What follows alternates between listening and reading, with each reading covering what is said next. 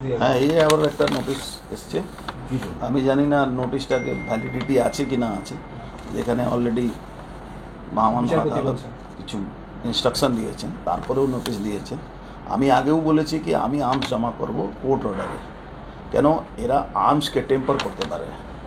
যখন এরা আমার আর্মসকে টেম্পার করার জন্যই বারবার এরা আর্মস চাইছে। আমি একবারও বলিনি কি আমি আমার আর্মস জমা করব না, কিন্তু আমি বলেছি আমার আর্মস জমা করব অর্ডার, কোর্টের অর্ডার উপরে।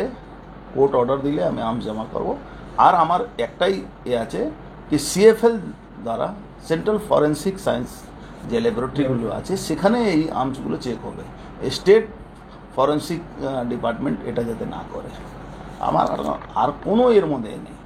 আমি আর্মস জমা করতে রাজি আছি, বাট সেন্ট্রাল ফরেন্সিক থেকে এটা এক্সামিনেশন হবে।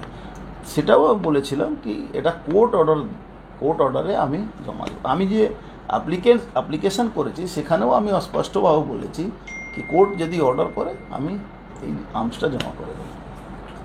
রাজনৈতিক কোনো হত্যা, আর রাজনীতিক হত্যা না থেকে ভালোবাসা আছে, তা রাজনীতিই তো আছে, আর কি আছে।